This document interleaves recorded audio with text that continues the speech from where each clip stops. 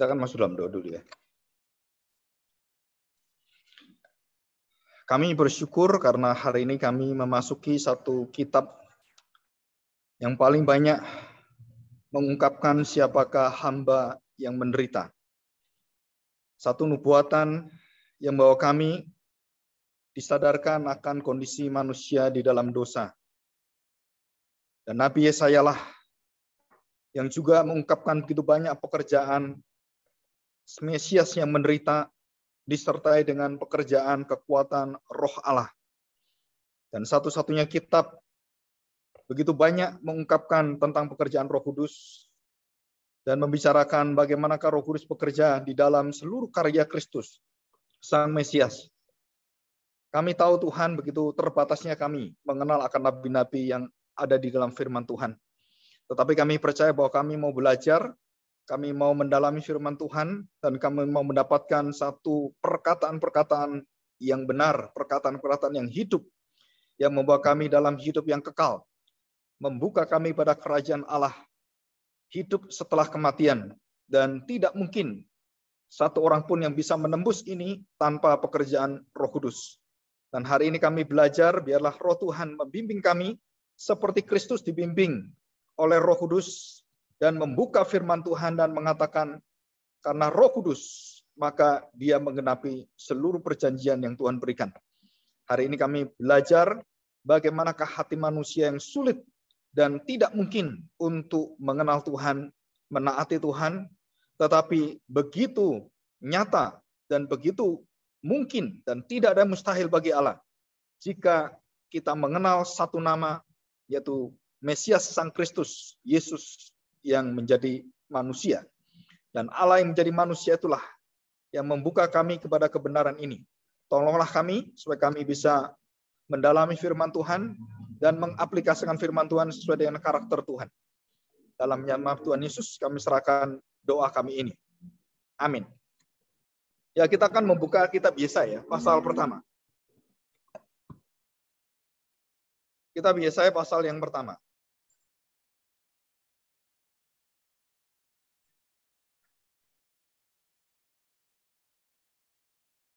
Ini temanya adalah dosa kebejatan, atau dikatakan kalau Allah itu melihat dosa mereka bangsa Israel, itu Tuhan mengatakan aku jijik. Nah, saudara-saudara pernah merasakan jijik gitu ya, melihat kotoran, melihat tai ayam gitu kan, dan melihat sesuatu yang kita nggak mau, jangankan kita mendekatinya, dari jauh aja kita sudah merasakan sesuatu yang harus dihindari. Itu namanya jijik ya, atau keji. Dan di sini disebut sebagai, kalau perbuatan manusia itu bejat. Bejat itu lebih ke arah dosa yang tidak terampuni sebenarnya. Menghujat, bejat, menista Allah, itu dosa-dosa yang sama sebenarnya. Nah, kita belajar seberapa bejatnyakah hati bangsa Israel. Taunya dari mana? Dari Allah sendiri. Dari firman Tuhan. Karena siapa yang tahu hati manusia yang berbuat dosa? Hatinya. Allah yang tahu. Jadi Allah yang mengungkapkan betapa rusaknya hati manusia itu. Bahkan umatnya sendiri yang dipilihnya, yang dikasihinya, yang kemudian mendapatkan begitu banyak berkat-berkatnya, itu bisa melawan dia. Kayaknya nggak mungkin gitu. Nah, kita juga akan sama, mengalami hal yang sama. Waktu kita hidup di dalam dunia ini, kita akan mengalami hal yang sama seperti Allah alami.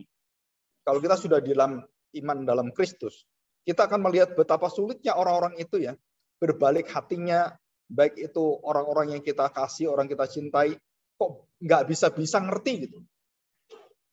Kenapa? Nah, surah ini berkaitan dengan satu hati yang sulit berubah. Dan itu adalah hati manusia. Dan manusia itu tidak pernah akan bisa berubah tanpa Tuhan yang mengubahkan. Nah, kita baca ini ya. Ada beberapa hal, subjeknya itu bukan bangsa Israel. Kita subjeknya adalah Allah. Karena Allah mengatakan aku, bukan kamu, bukan, tapi aku. Ayatnya ini ya, coba kita lihat. Pengaduan tentang bangsa yang tidak setia itu. Penglihatan yang telah dilihat Yesaya bin Amos tentang Yehuda dan Yerusalem dalam zaman Usia, Yotam, Ahaz, dan Hizkia raja-raja Yehuda. Jadi 4 masa raja Yesaya menjadi nabi. Dan ini raja yang bobrok semua. 4 keturunan.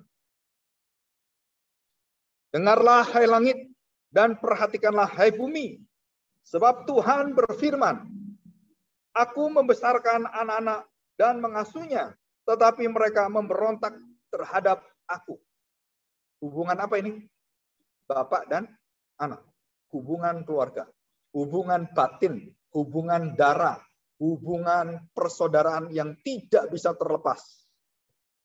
Jadi Tuhan mengingatkan, aku membesarkan anak-anak dan mengasuhnya.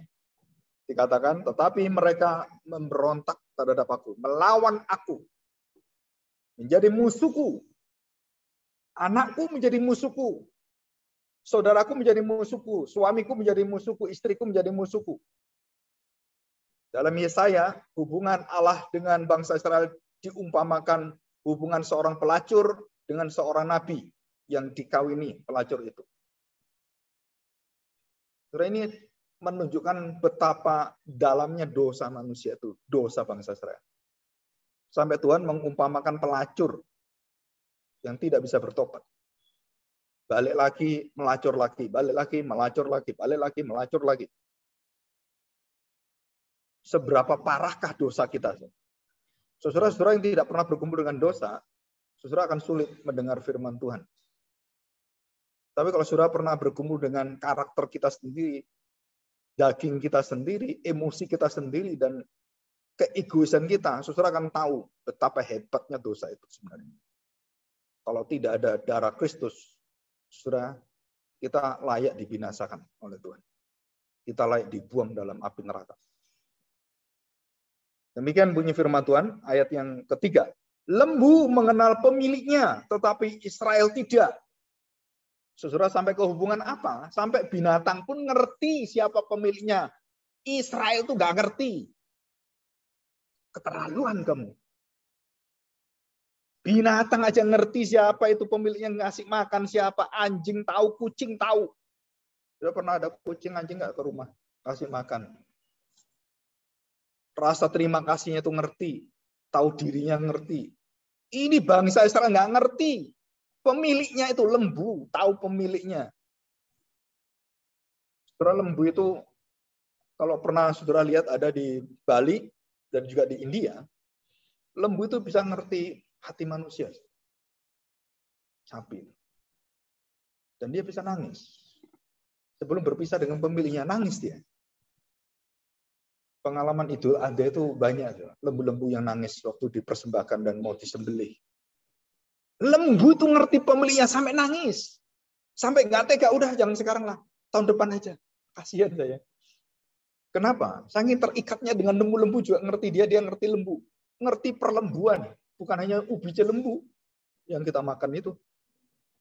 Hubungan Israel itu hubungan apa? Kok bisa terlepas luar biasa seperti itu? Bapak anak, nggak ngerti kamu. Aku mau mengasuh kamu, membesarkan kamu. Wah, ngasih makan semuanya. Aku pelihara kamu. Dari kamu bayi sampai kamu besar. Itu dikatakan lembu mengenal pemiliknya, tapi kamu tidak. Saudara, Tuhan kalau membawa kita ke pengadilan Tuhan dan memperkarakan dosa kita, saudara, kita nggak bisa jawab apa-apa. Kalau sudah Tuhan yang mengatakan, ayo berperkara dengan saya, dan Tuhan bukakan dosa kita, siapa bisa ngomong dengan Tuhan? Siapa bisa membantah Tuhan? Dia tahu hati kita apa. Condong kemana hati kita, rusaknya seberapa, tahu. Saudara, kalau saudara mau menjadi seorang yang mau memiliki keluarga, suami istri, saudara siap menanggung dosa yang paling berat dalam keluarga. Seperti Allah menanggung dosa anak. Dan itu hubungan Bapa dan anak. Daud begitu mencintai anaknya. Semua anak dia cinta. Sampai Absalom pun dia cinta. Absalom dibunuh pun dia nangis. Padahal Absalom ingin bunuh dia. Saudara, saya tanya sekarang, kalau ada anak kurang ajar ke Absalom, mau bunuh papanya, mau bunuh, ini papanya ini, mau bunuh saya kamu, kurang ajar kamu. Tapi hati Daud itu memiliki hati yang melebihi daripada kebencian dan dosa anaknya. Dia memiliki hubungan bapak dan anak yang tidak dilihat oleh Yoab. Yoab marah luar biasa. Kenapa? Daud, aku tahu siapa yang kau cintai, siapa yang engkau lihat sekarang. Bukan aku, Daud. Engkau melihat anakmu. Dan disitulah mulai hari itu, maaf ya. Mulai hari itu, saudara, Yoab menjadi pengkhianat. Dan akhirnya Yoab dibunuh oleh Salomo. Mengkhianati Daud. Saudara, kerajaan itu banyak trik-trik yang aneh-aneh seperti itu. Dan kita tahu bahwa ini mana ya? Kameranya nggak nyala ini. Sebentar.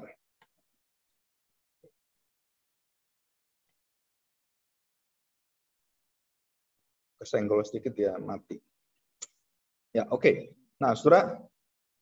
Jadi kalau kita lihat Daud, mengapa Daud begitu cinta dengan anaknya, walaupun anaknya berdosa, dia tahu hati bukan karena dia memanjakan anak, bukan, saudara. Dia ngerti hati bapak dengan dia, dan dia pakai hati bapak mengampuni dia pakai untuk ngampuni anaknya. Saudara, kalau saudara nggak punya hati seperti ini, saudara nggak akan bisa terima anak-anak yang berbuat dosa. Atau kita yang berbuat dosa, atau salah satu dari kita semua yang jatuh dalam dosa. Tuhan waktu memperkarakan perkara bangsa Israel dalam dosanya, Tuhan tidak berniat mengutuki mereka, tidak berniat membuang mereka, tidak berniat untuk menghancurkan mereka. Tuhan membuka perkara itu untuk, ayat yang bawah, saudara kalau lihat, bertobat lebih baik daripada mempersembahkan korban. Dari ayat 10 sampai ke bawah. Tuhan menyatakan hatinya yang penuh dengan kemurahan, kesabaran, dan dia menunggu, menantikan, memberikan pengharapan.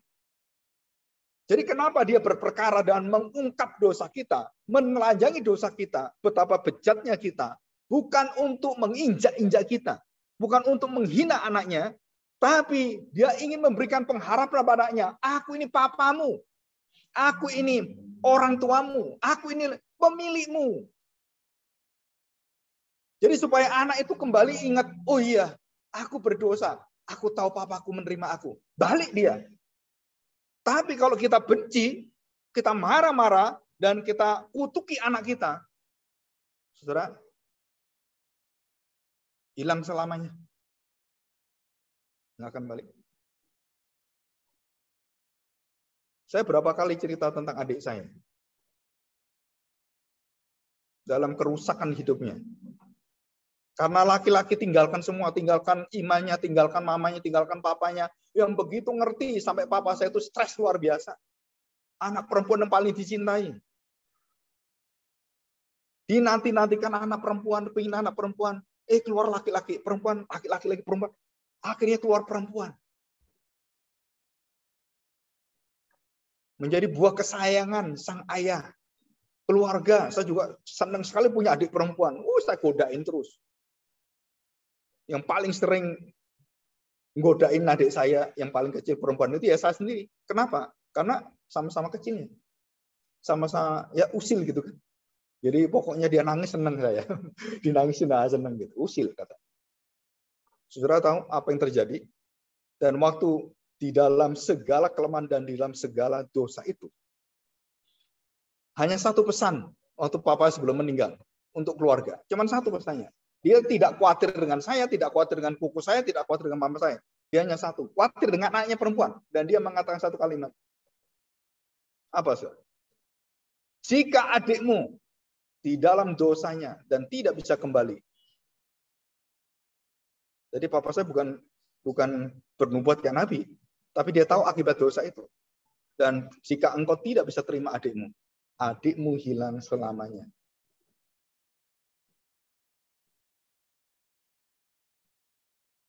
Waktu saya pacaran belum kawin, saya dengan istri saya keliling Surabaya, naik motor berapa hari, 3 hari. Cari adik saya. Koko saya, percuma.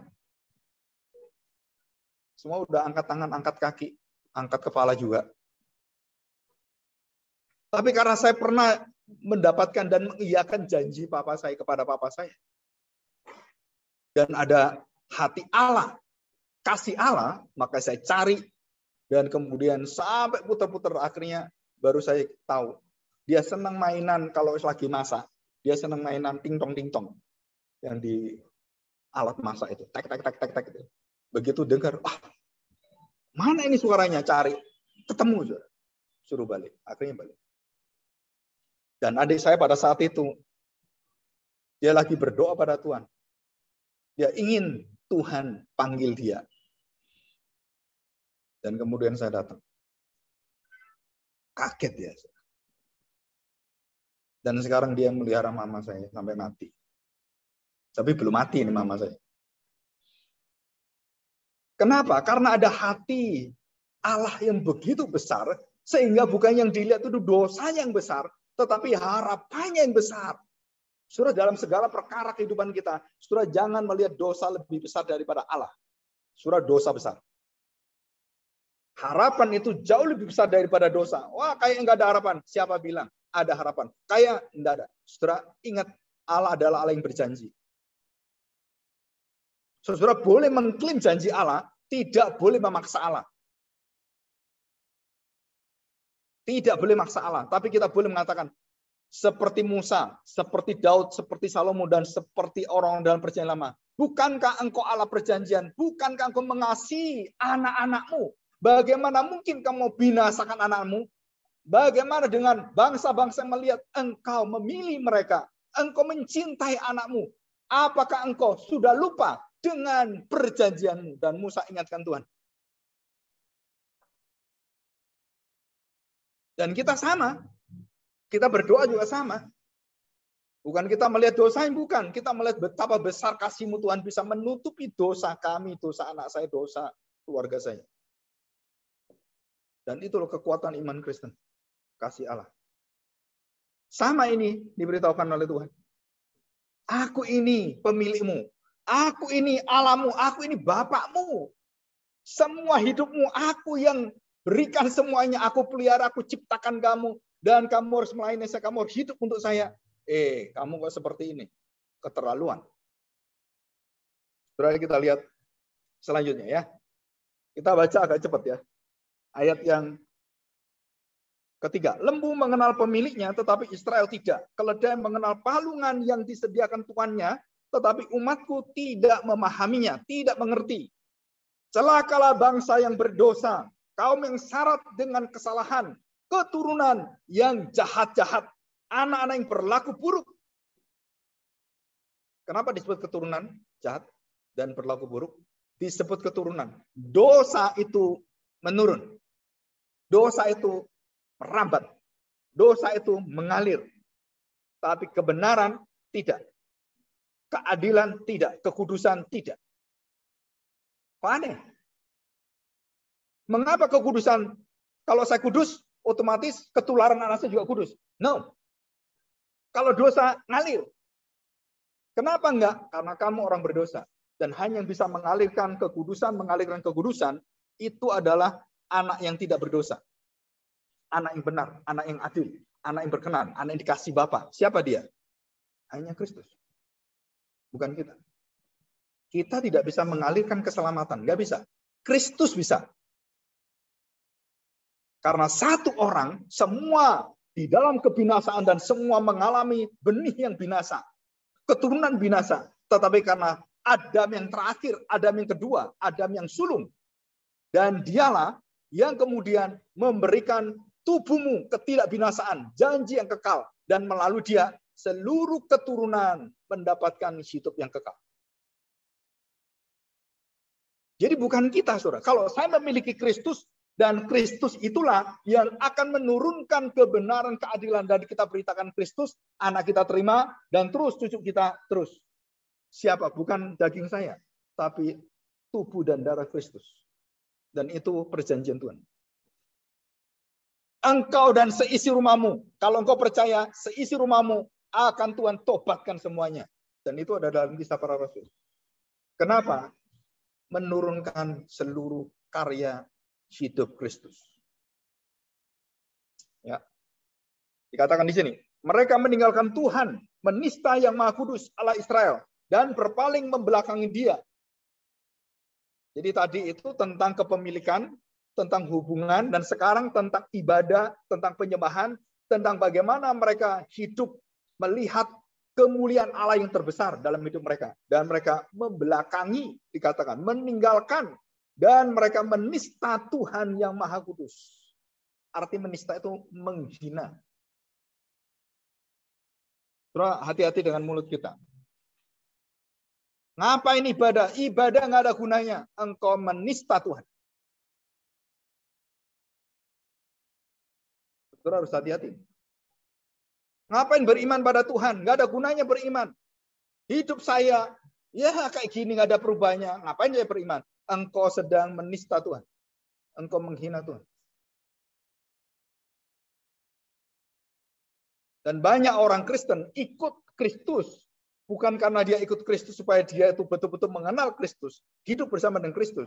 Tapi dia punya motivasi kebutuhan-kebutuhan. Dan itu yang menjadi utama. Saudara, kita sedang menghina Tuhan.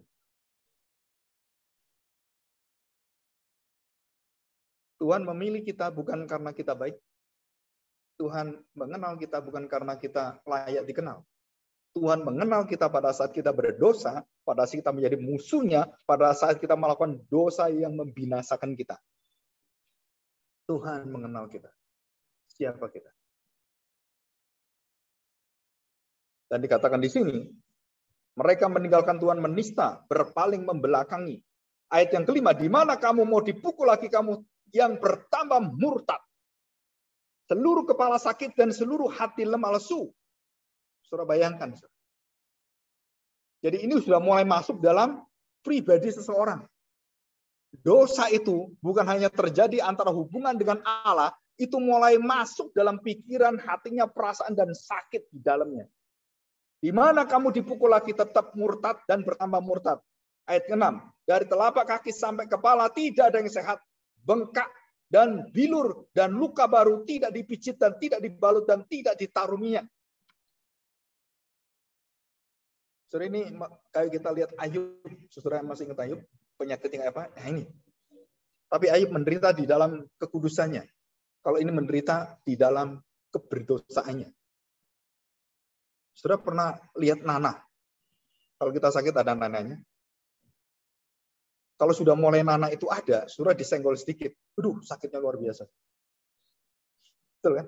Nah, orang-orang punya rohani, nanah rohani. Bukan nanah rohana. Nanah rohani. Nanahnya itu bersifat rohani. Disenggol sedikit. Sungutnya, tanduknya keluar. Manusia punya emosi itu begitu labil. Jangankan cuma perempuan laki, perempuan sama aja. Cuma di bidang apa? Di satu di penghargaan kalau laki-laki, kalau perempuan itu di suara intuisi dari suara hal-hal yang berkaitan dengan perhatian terhadap dirinya. Kalau itu sudah mulai disinggung, wah, itu jadi masalah besar. So. Ya. Kalau saudara mau belajar, baca buku Mars dan Venus. Bedanya laki perempuan apa itu ada semuanya. Saudara dikatakan di sini, betapa rusaknya di dalam tubuh orang yang berdosa itu. Dan Tuhan ungkapkan dengan satu puisi yang dituliskan oleh Yesaya, Allah itu Allah yang puisi. Allah yang senang berliterasi, berliteratur. Allah yang senang menuliskan dengan ungkapan-ungkapan bahasa yang tidak pernah bisa ditirukan oleh manusia. Apalagi Tuhan Yesus. Saudara, sebagian besar perkataan Tuhan Yesus tentang perumpamaan semuanya, kalau saudara selidiki dalam bahasa aslinya, itu nilai bahasanya dan literaturnya, tidak ada satu orang yang pernah hidup, pernah bisa mengajar seperti Yesus. Keindahannya, katanya semua, nggak ada. Saya pernah berguru pada satu profesor ahli literatur waktu di Amerika. Dan dia mengatakan, kalau kamu tahu semakin tahu bahasa aslinya, semakin tahu bagaimana logatnya, itu seluruh kitab suci itu kalau kamu baca, itu keindahannya luar biasa. Seluruh nubuatan itu mempunyai satu rhyme. Baik rhyme yang besar, yang kecil, rhyme itu berhubungan dan waduh, waktu dijelaskan saudara, kita geleng-geleng kepala. Kenapa? Nggak nyampe pikiran kita. Kenapa nggak nyampe? Kok bisa nabi itu pikirnya pinter kayak gitu? Dari mana itu? Roh Kudus.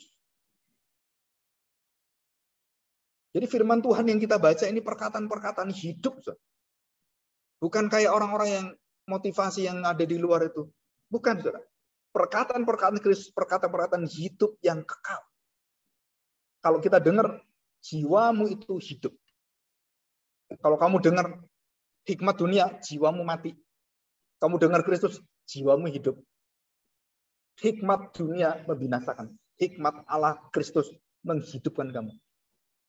Kenapa kita suka dengar WA hikmat dunia? Kenapa, saudara? Hikmat Allah nggak doyan. Karena kamu rohmu beda. Rohmu beda. Kebutuhan roh beda. Kalau roh surgawi, hal-hal yang surgawi, dia ingin cepat dapat. Kalau rohmu duniawi, hal duniawi kamu cepat dapat.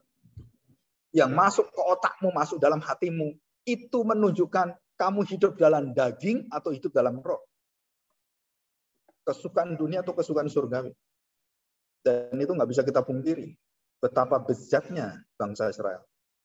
Sampai nanah rohani ada dalam hidup mereka. Dan mereka begitu tersindir, mereka begitu marah, begitu Tuhan buka suara, mereka marah, mereka memberontak, semakin diberitahu Tuhan, mereka semakin membelakangi Tuhan, dan mereka meninggalkan Tuhan dan mencaci maki Tuhan. Jangankan kamu dicaci maki tiap hari, Tuhan itu dicaci maki tiap hari loh. Ribuan tahun dicaci maki, tahan nggak kamu? Kalau anakmu sekarang satu caci maki kamu sehari, tempeleng aja kan, gitu kan? Orang tua kurang ajar kamu. Ini orang tua ini bapakmu, ini mamamu, kurang ajar kamu. Bayangkan kalau anak kita tiap hari caci maki kita. Nggak mau dengar kita, melawan kita. Aduh, itu seperti neraka. Saudara. Keluarga kita seperti masuk neraka. Kalau kayak gini ngapain kita hidup? Ngapain nggak punya anak kamu? Lebih baik nggak lahir kamu. Maling kundang. Maling kandang juga ada banyak. Dan itu kondisi manusia yang ada. Setelah dikatakan di sini, dari telapak kaki sampai kepala, nggak ada yang sehat. Negerimu menjadi sunyi sepi, kota-kotamu habis terbakar. Di depan matamu orang-orang asing memakan hasil dari tanahmu. Sunyi sepi negeri itu seolah-olah ditunggang balikan orang asing. Putri Sion tertinggal sendirian. Nah, setelah kita masuk dalam dosa psikologi, dosa diri. Kenapa ini kita taruh terakhir? Kenapa dosa merasa sendiri dan kamu ditinggalkan Tuhan dan kamu akan merana dan kamu dalam hidupmu, kamu di dalam kemalangan dan kamu orang paling malang. Kenapa? Di dalam dosamu, kamu mengasingkan Tuhan, kamu sedang menyendirikan dirimu sendiri dan kamu mati di dalam kesendirian. Penjara-penjara yang paling mengerikan adalah penjara yang ditaruh sendiri. Tidak ada yang bisa diajak ngomong, tidak ada orang lain, dan kamu cuma hidup di sana, dan di situ kamu sendirian, kamu tidak ada hubungan apapun, dan kamu di isolation. Itu yang paling ditakuti penjahat-penjahat di seluruh dunia. Apa? Pengisolasian. Isoman. COVID. Kita diajar isoman neraka. Sudah kita secara tidak sadar, kita sudah dilatih masuk neraka dulu. Kenapa? Isoman. Saya konseling 2 pendeta. Yang satu mau jadi pendeta, satu jadi pendeta. Gara-gara COVID, isoman, waktu saya ke Jakarta itu, hamba Tuhan cerita, dia mengalami satu degradasi mental. Dan dia merasakan ketakutan yang luar biasa. Sendiri.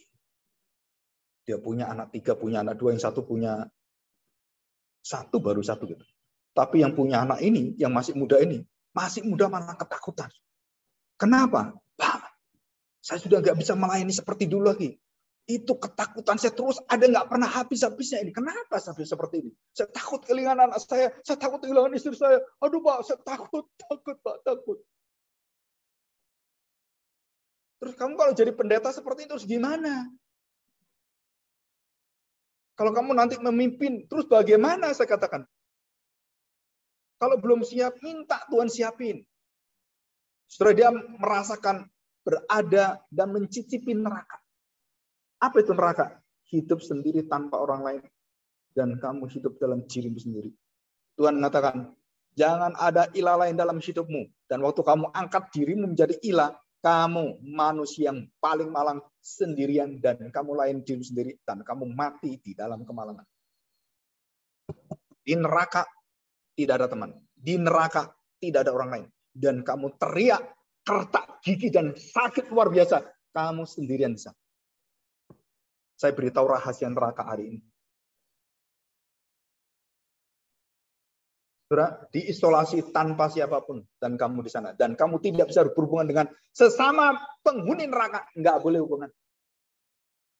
Sesama bis dilarang nyalip. Nah itu. Sesama penghuni neraka tidak ada omongan. Enak aja bisa ngobrol. Aduh sakit, iya sakit. Sakit berapa? Sakit. Mending kamu. Nggak ada. Dan kamu sendirian. Betapa mengerikannya dosa itu. Dan Tuhan sudah memberikan peringatan pada manusia. Aku buang engkau. Aku isolasi engkau. Dan aku berikan peringatan, aku berikan harapan. Kenapa aku ancam kau seperti ini? Karena aku begitu mengasihi kamu.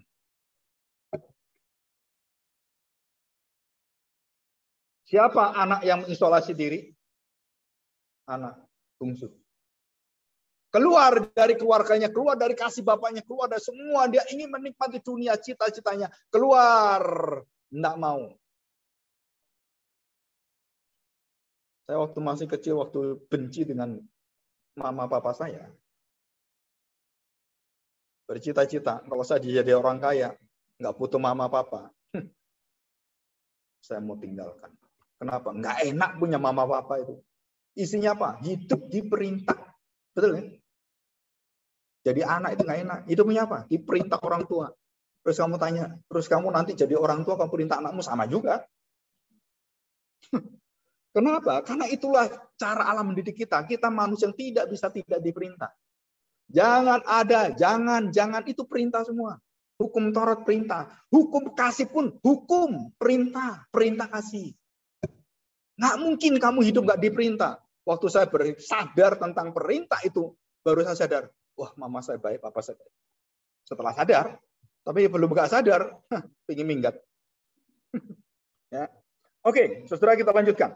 Perhatikan baik-baik. Satu perkataan yang sangat mencengangkan saya. Saudara perhatikan, ayat 9 dan 10. Seandainya Tuhan semesta alam tidak meninggalkan pada kita, sedikit orang yang terlepas atau kaum sisa, kita sudah menjadi Sodom. Dan sama seperti Gomora. Kenapa bisa anak yang dicintai oleh Tuhan, bangsa yang dipilih oleh Tuhan, bisa melakukan dosa yang sama dengan Sodom dan Gomora?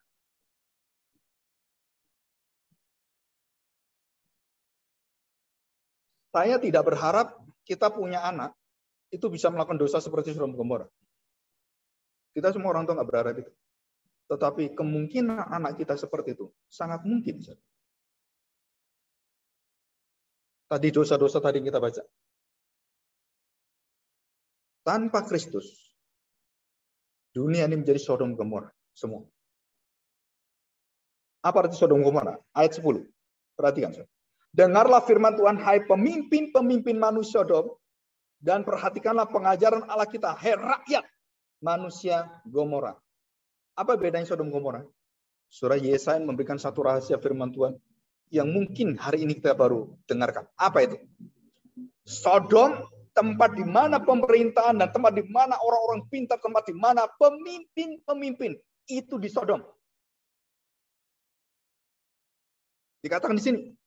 Dan Gomora adalah orang-orang yang melakukan apa yang dipimpin oleh Sodom dan mereka melakukan dosa yang begitu mengerikan seperti disebut rakyat Gomora. Jadi Sodom Gomora antara pemimpin dengan rakyatnya itu melakukan dosa yang begitu mengerikan sehingga Tuhan tidak tahan dengan hal itu. Bayangkan sampai Tuhan tidak tahan. Itu bahasa manusia, anthropomorphis. Dan dosa itu menjerit kepada Tuhan. Dan Tuhan tidak bisa tidak melakukan untuk membinasakan Sodom Gomora. Belum neraka, belum dihakimi, belum dinyatakan. Hari itu Tuhan memberikan hukuman dan membinasakan mereka. Langsung. Masuk tol neraka. Tidak tunggu penghakiman dulu. Saudara, baru kita tahu bahwa dosa itu ada pemimpinnya dan ada pengikutnya. Sodom Gomora itu mengapa begitu rusaknya dari pemimpinnya sampai rakyatnya, dan Gomora itu terlink, terhubung, dan mereka begitu ketat kuat dan begitu taat. Di dalam seluruh dosa-dosa itu, mereka melakukan dosa yang sangat mengerikan. Saudara, apa dosa itu? Salah satunya adalah homoseks.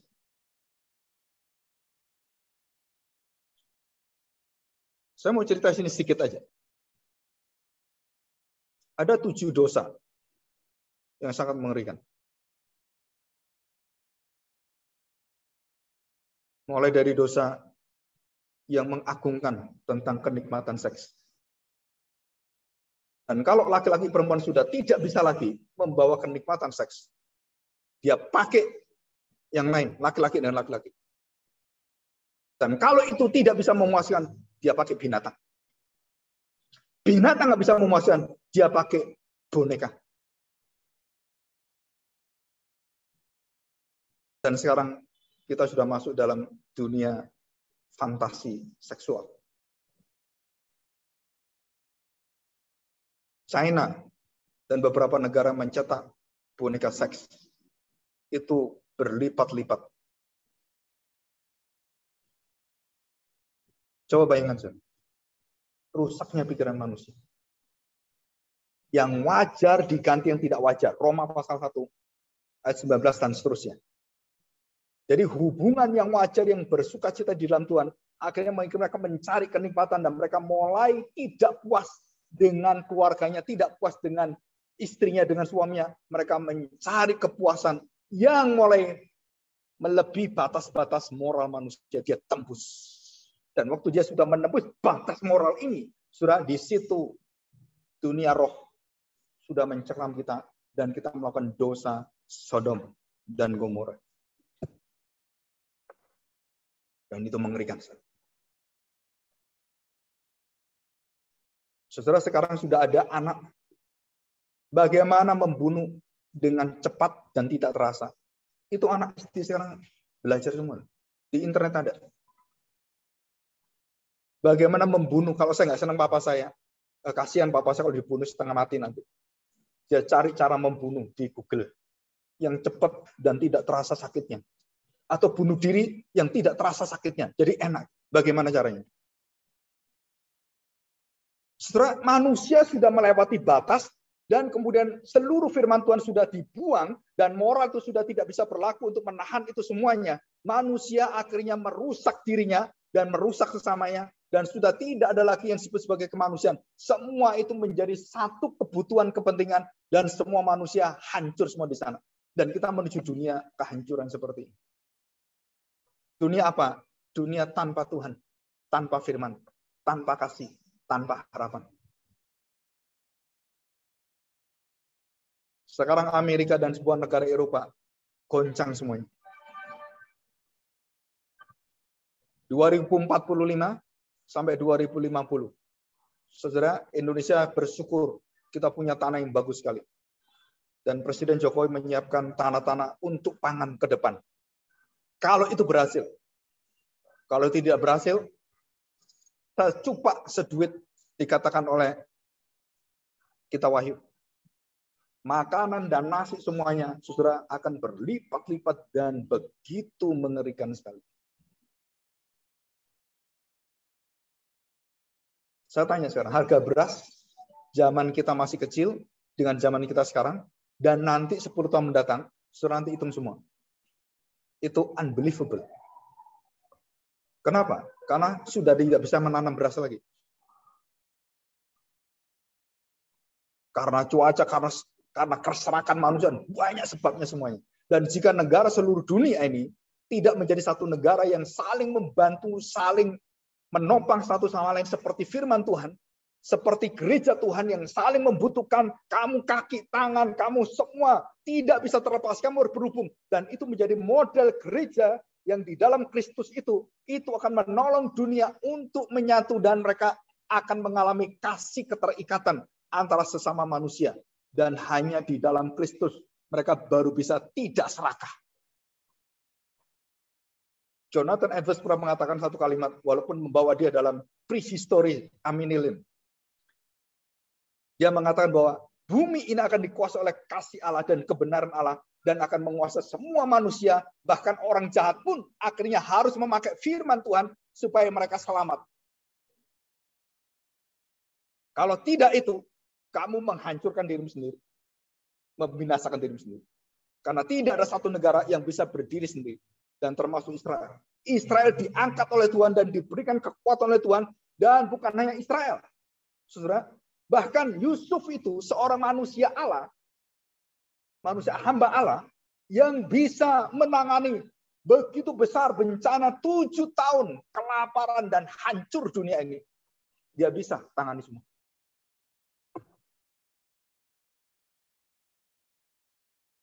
Rahasia di mana? Sesuatu yang mustahil ini. Kita percaya pada firman Tuhan. Dan tidak ada yang lain. Nah, saudara kita lihat ya, di slide yang kedua. Yesaya 1 ayat 13. Aku membesarkan anak-anak, dikatakan mengasuhnya. Dan ayat 1 yang ketiga tadi, dikatakan bahwa lembu mengenal pemiliknya. Yang keempat, tentang dosa bangsa Israel. Yang kelima, Tuhan mengatakan, pada pasal 1 ayat 11 dan 13, aku sudah jemu dan tidak tahan. Aku sudah tidak tahan terhadap seluruh kejahatanmu di dalam seluruh perayaan ibadahmu. Kenapa, saudara? Saudara baca nanti ya. Saya tidak sempat detail. Dosa apa dalam ibadah itu? Mempermainkan Allah. Saudara tahu apa itu? Dosa itu. Kalau saudara tahu apa yang Tuhan tidak mau tanggung dan payah. Saudara, mereka menggantikan firman Tuhan dengan kebutuhan-kebutuhan dan kenikmatan dunia. Tidak ada firman Tuhan lagi yang memberitakan tentang kekuatan Allah. Enggak ada.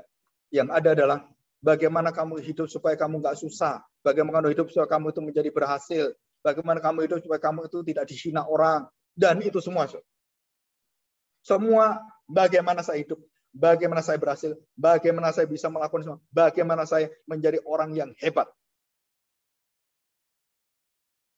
Joel Osteen mengatakan, live in yourself. Teologi dia itu adalah itu. Engkau mampu, engkau berhasil, engkau bisa menyatakan, engkau bisa klaim, dan engkau bisa membuktikan pada dunia, engkau berhasil. Nah, baru belakangnya apa? Karena kamu anak-anak Allah. Nah, saudara, itu baru belakangnya. Aku benci, aku malu, aku memalingkan mukaku. Bahkan kamu berdoa, kamu bersembahyang, kamu melayani Tuhan. Aku jijik, aku malu lihat kamu seperti itu.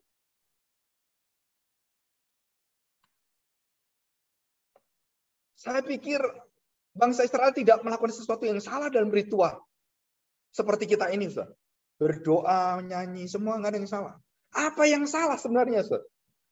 Bukan ritualnya yang salah. Tapi hati mereka, Ustaz. Hati mereka itu sudah tidak percaya Tuhan lagi. Mereka hanya melakukan sebagai agama, sebagai perbuatan, sebagai moral, sebagai orang Kristen. Tapi mereka sudah tidak ada hubungan dengan Tuhan dalam hidupnya. Mereka melakukan semua tidak ada hubungan dengan Tuhan. Sudah lepas. Bye-bye Tuhan. Goodbye. Selamat berpisah Tuhan. Sampai ketemu di neraka. Nggak akan ketemu kamu di neraka dengan Tuhan. Saudara, yang ayat pasal 124. Apa yang dikatakan Tuhan? Aku akan melampiaskan. Aku akan menghujani engkau. Nah, itu bahasa aslinya itu bagus sekali. Aku akan melampiaskan dendamku pembalasan kepada para musuhku. Aku akan bertindak terhadap engkau. Aku akan memurnikan perak dengan garam soda. Timah-timah semuanya akan disingkirkan. Dosa-dosa yang seperti timah, yang melekat, yang tidak mungkin engkau bisa hapus dosamu. Tuhan akan hapusnya dengan kuasanya dia. Dengan darah anaknya. Dengan kekuatan firman-Nya akan menghapus dosamu. Dan timbel itu, timah itu yang ada di dalam seluruh perak itu terlepas. Dan itu Tuhan yang bisa lakukan. Surah ilustrasi Tuhan yang dibuat ini sangat luar biasa. Jadi perak atau emas dengan tembaga, perak dengan tembaga atau timah, saudara itu melekat. Kenapa bisa melekat? Karena dia dingin. Waktu panas dia bisa. Waktu dingin dia lekat. Kasihmu menjadi dingin. Artinya apa? Engkau sedang mengikat dengan kebutuhan-kebutuhan dunia. Kasih Allah menjadi dingin. Engkau melupakan Tuhan, engkau terus memikirkan dunia. Akhirnya kamu melekat dingin dan kamu binasa. Dan Tuhan katakan, kasih itu harus berapi-api. Kasih itu harus mempunyai satu kehangatan, satu energi. Dan itu baru pisahkan. Baru pisah. Emas waktu dibakar 100 derajat, 200, 1000 derajat.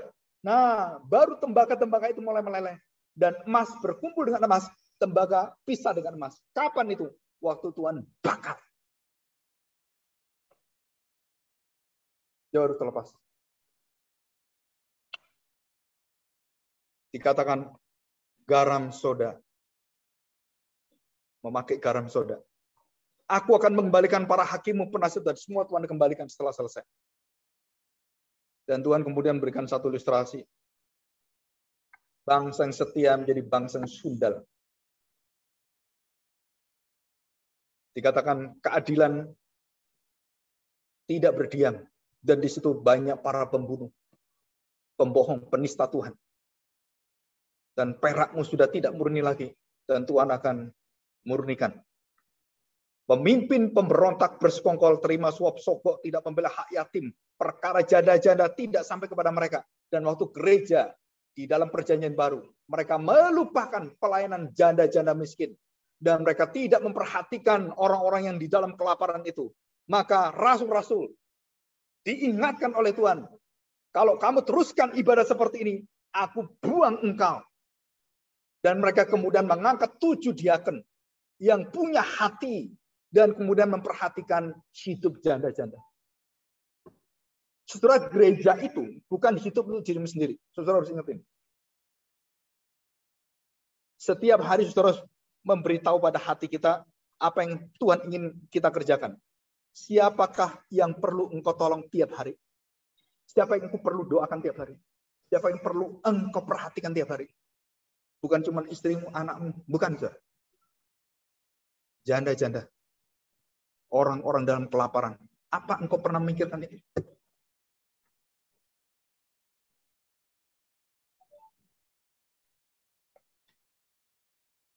Saudara, coba kita pikir. Kita ini manusia yang paling egois di dunia. Kita ingin kaya, kita ingin berhasil. Semuanya diri kita untuk keluarga kita. Alkitab mengatakan, jika engkau tidak pernah mengingat kepada sesamamu manusia, waktu mereka telanjang, di mana engkau? Waktu mereka kelaparan, di mana engkau? Saudara, Tuhan Yesus katakan apa? Aku akan pisahkan engkau. Engkau menjadi kambing, bukan domba. Engkau menjadi ilalang, bukan gandum. Saudara, firman Tuhan itu begitu tajam, begitu menyentuh hati kita. Tapi berubah nggak hati kita? Saudara, bangsa Israel punya kekayaan yang luar biasa itu pada zaman mereka mau dibuang Tuhan. Setiap orang itu seperti di Dubai, saudara. Mobilnya, nah kemarin itu saya lihat ada polisi. Tahu polisi ya? Polisi kalau kita kan pakai mobil itu, ya mobil biasa gitu ya. Di Dubai itu mobilnya Lamborghini. Mobil polisi loh, saudara. Bayangin mobil polisi seperti orang-orang. Nggak ada mobil Avanza, nggak ada, saudara. Saudara ke Dubai, cari Avanza, Brio, nggak ada tuh. Di sana itu manusia dan Semua yang paling tertinggi ada di sana semuanya. Maka orang senang apa? Ke Dubai. Wah, Ivan Gunawan buka di Dubai semuanya. Pingin di Dubai. Saudara tahu apa yang ada di sana? Itu kenikmatan dunia yang luar biasa. Dan membuka begitu banyak kekayaan, kehebatan yang ada di sana. Tapi jangan lupa. Apa jangan lupa? Satu hal. Hidup kita bukan untuk dunia. Engkau akan menjadi Sodom dan Gomora, dan engkau melupakan Tuhan, berada di tempat-tempat yang penuh dengan kekayaan, kenikmatan, dan engkau akan lupa dirimu siapa. Semua orang-orang yang sudah di atas semuanya, kekayaan, kehebatan semua. Coba kita lihat, hidupnya Bill Gates, hidupnya semua orang, hancur semua. Keluarganya hancur. Cerai.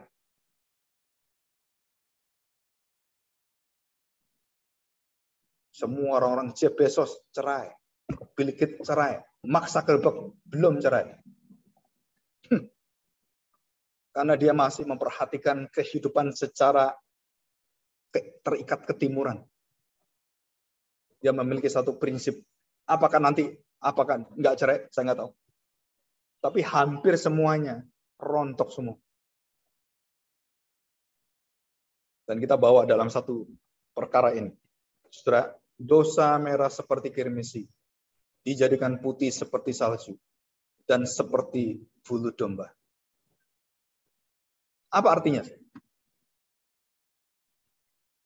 Saudara perhatikan, dosa merah seperti kesumba jadi bulu domba gitu ya, putih seperti salju, seperti kirmisi merah itu. Artinya saudara, sama dengan perak tadi.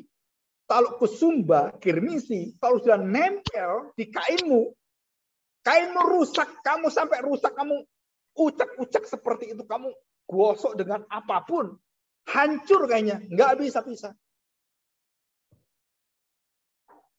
Jadi kalau kita punya kain putih, terus kemudian kena sumba gitu kan, saudara mau cuci pakai rinso anti noda apapun, percaya nggak bisa.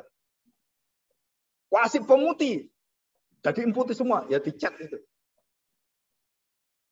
Artinya apa? Perkataan daripada firman Tuhan. Dosa merah seperti kirmisi atau merah seperti kesumba, artinya apa? Dosa yang tidak bisa dimaafkan Tuhan. Dosa yang tidak bisa diterima Tuhan. Dosa yang sudah Tuhan payah. Sudah tidak mau melihatnya dan Tuhan sudah jijik sekali. Dan itu dosa merah seperti kirmisi.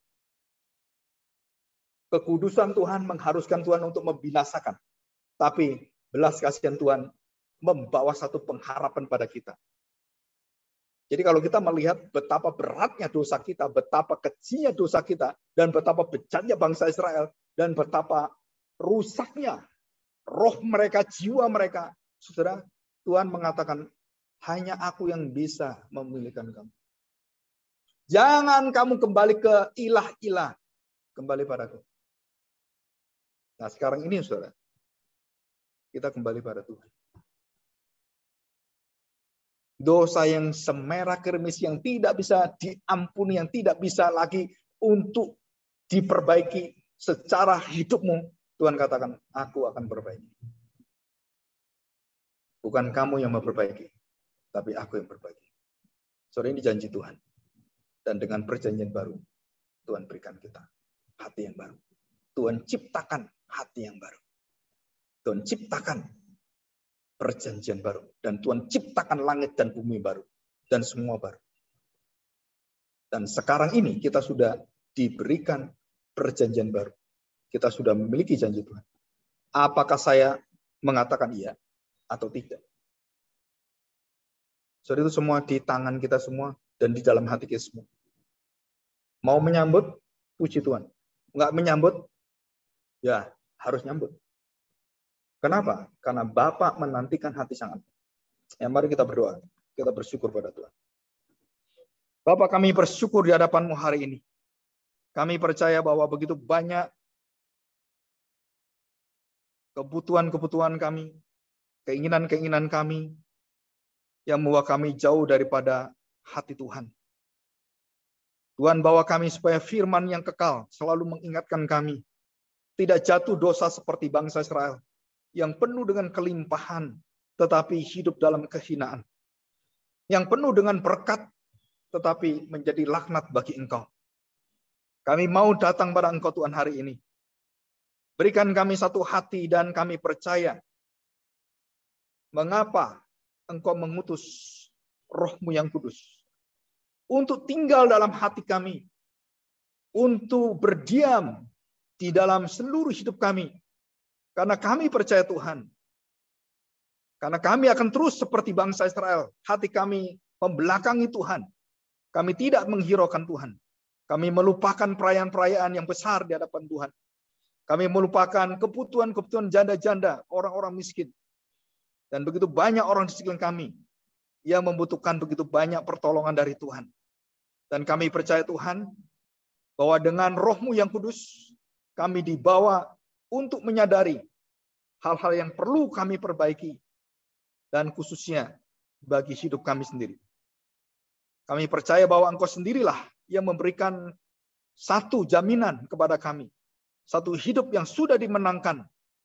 Jadikan kami memiliki hati yang taat seperti hati-Mu. Karena Engkau menganugerahkan bukan hanya darah-Mu, tapi juga hidup-Mu, hati-Mu, jiwa-Mu, dan seluruh karakter-Mu. Engkau berikan pada kami.